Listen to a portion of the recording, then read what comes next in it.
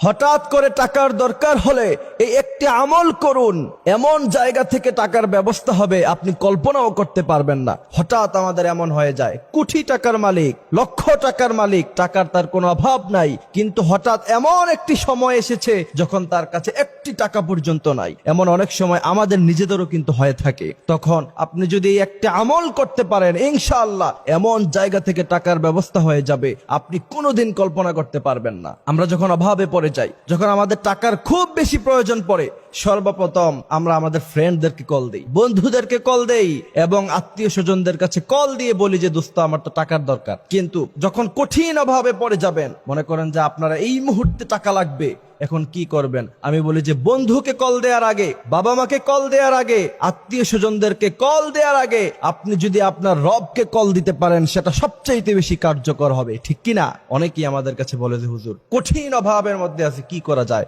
তাদের জন্য এই আমলটি আমি দিচ্ছি।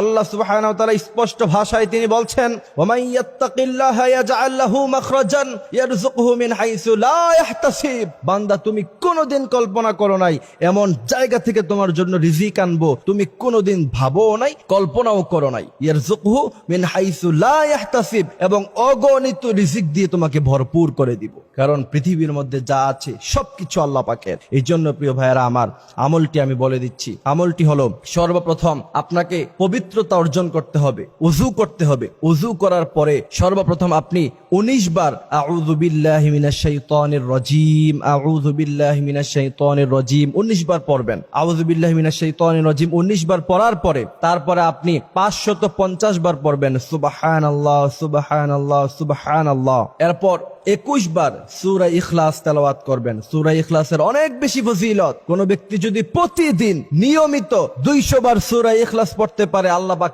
300 ফজিলত তাকে প্রদান করবে। তার মধ্যে অন্যতম ফজিলত হলো রিজিকের কোনোদিন কোনো অভাব হবে না। সুবহানাল্লাহ। এই জন্য প্রিয় ভাইরা আমার, 21 বার সূরা ইখলাস, এরপর দুরূদ ইব্রাহিম পড়বেন। আল্লাহুম্মা সাল্লি আলা মুহাম্মদ ওয়া আলা আলি মুহাম্মদ কামা সাল্লাইতা আলা ইব্রাহিম ওয়া আলা আলি ইব্রাহিম ইন্নাকা হামিদুম মাজিদ। এই গোটা দুরূদ ইব্রাহিম পুরোটা পড়বেন। দুরূদ ইব্রাহিম যদি না পারেন তাহলে সাল্লাল্লাহু আলাইহি ওয়াসাল্লাম 100 বার পড়বেন।